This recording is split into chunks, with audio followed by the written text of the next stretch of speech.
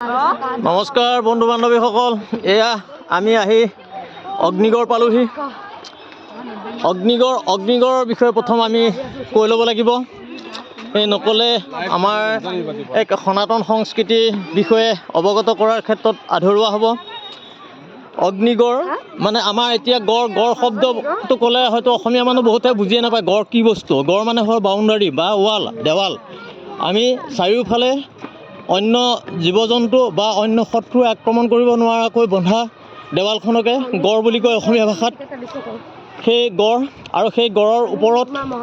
যাতে অন্য কোনো শত্ৰু প্ৰৱেশ কৰিব নোৱাৰে সেইবাবে বান ৰজাই জুই লগাই ৰাখিছিল বা জুই সংযোগ কৰি ৰাখিছিল সেইবাবে ইয়াক অগ্নিগড় বুলি কোৱা হৈছিল গতিকে এয়া অগ্নিগড়লৈ আমি আহি আছো ইয়াত বহুত দৰ্শকৰ ভিৰ দেখা পোৱা গৈছে আমি উঠি আহি এয়া অগ্নিগড়ৰ ওপৰভাগ প্ৰায় পাওঁ অৱস্থা হৈছে যেতিয়া অনিৰুদ্ধই উষা দেৱীক হৰণ কৰিবলৈ আহিছিল অনিৰুদ্ধক বানৰজাই বন্দী কৰি ৰাখি উষাক ইয়াতে বন্দী কৰি ৰাখিছিল আৰু চাৰিওফালে গড় মাৰি তাত অগ্নি সংযোগ কৰি ৰাখিছিল সেইবাবে ইয়াক অগ্নিগড় বুলি কোৱা হয় আৰু ইয়াৰ পৰাই নাতি প্ৰেমত ডুব গৈ শ্ৰীকৃষ্ণই দ্বাৰকাৰ পৰা আহি বান ৰজাৰ লগত যুদ্ধ কৰিছিল আৰু বানক সহায় কৰিবৰ বাবে মহাদেৱেও হাতত অস্ত্ৰ তুলি লৈছিল শ্ৰীকৃষ্ণ আৰু মহাদেৱৰ মাজত যুদ্ধ হৈছিল আৰু সেই যুদ্ধকে হৰিহৰ যুদ্ধ বুলি কোৱা হৈছিল গতিকে এয়াই সেই ঐতিহ্যমণ্ডিত উষানগৰী আৰু অগ্নিগড় প্ৰিয় বন্ধু বান্ধৱীসকল আমি ওপৰলৈ উঠি আহি আছোঁ দেখাম তেজপুৰৰ ভিতৰতে এয়া এক ওখ পাহাৰ আৰু ইয়াতেই উষা দেৱীক অনিৰুদ্ধই নিব নোৱাৰাকৈ বন্দী কৰি ৰাখি চাৰিওফালে গড় মাৰি অগ্নি সংযোগ কৰি ৰাখিছিল গতিকে এয়াই আমাৰ পুৰণি সনাতন সংস্কৃতি সনাতন ধৰ্ম যে এক পুৰণি ধৰ্ম আৰু এয়াই প্ৰমাণ কৰে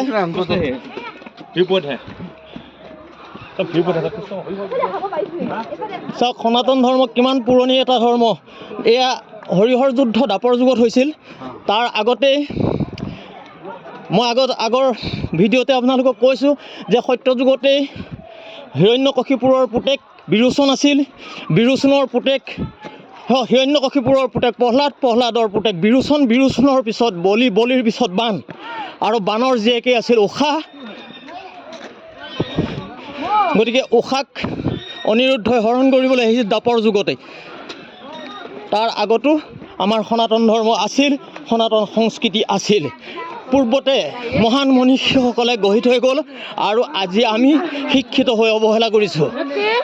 প্ৰিয় বন্ধু বান্ধৱীসকল আহক নিজ ধৰ্ম নিজ সংস্কৃতি ৰক্ষাৰ ক্ষেত্ৰত এখোজ সকলো আগবাঢ়ি আহক নিজেই যদি নিজৰ ধৰ্ম ৰক্ষা নকৰোঁ নিজেই যদি নিজৰ সংস্কৃতি ৰক্ষা নকৰোঁ তেনেহ'লে এই সংস্কৃতি এই ধৰ্ম ৰক্ষা কৰিব কোনে আহক বন্ধু বান্ধৱীসকল সকলো আহক এবাৰ এই ঐতিহ্যমণ্ডিত জেগাবিলাক আপোনালোকে এবাৰ দৰ্শন কৰক চাওক একেবাৰে ব্ৰহ্মপুত্ৰৰ পাৰতে অৱস্থিত এয়া উষানগৰী এয়া অগ্নিগড় দেখিছে কিমান দৰ্শক ইয়াত প্ৰতিদিনে অহা যোৱা কৰে প্ৰতিদিনে আহে আৰু সনাতন সংস্কৃতিৰ প্ৰতি মানুহ এতিয়াও কিমান আকৰ্ষিত চাওক ভাৰত স্বাধীন হোৱাৰ পিছত একেৰাহে ৩৫ বছৰ অনা হিন্দু লোকে কেন্দ্ৰত শিক্ষামন্ত্ৰী হৈ থকা কাৰণেই আমাৰ ভাৰতীয় যিবিলাক পূৰ্বৰ সংস্কৃতি পূৰ্বৰ ৰীতি নীতি নোহোৱা হৈ গৈছিল যদিও বৰ্তমানো ৰাইজৰ হৃদয়ত এই সংস্কৃতি এই ৰীতি নীতি বা পুৰণি যিবিলাক কীৰ্তিচিহ্ন শেষ হৈ যোৱা নাই বহুতো মোগলে ভাঙি শেষ কৰিলে যদিও এতিয়াও শেষ হৈ যোৱা নাই আহক আমি সকলোৱে মিলি যদি আমি থকাখিনি ধৰি নাৰাখোঁ তেনেহ'লে ধৰি ৰাখিব কোনে প্ৰিয় বন্ধু বান্ধৱীসকল, আপোনালোকক আজিলৈ ইমানলৈকে দেখালোঁ। আৰু যিমানখিনি বাৰু মই সনাতন ধৰ্মৰ যিমানবিলাক মঠ মন্দিৰ আছে অসমত,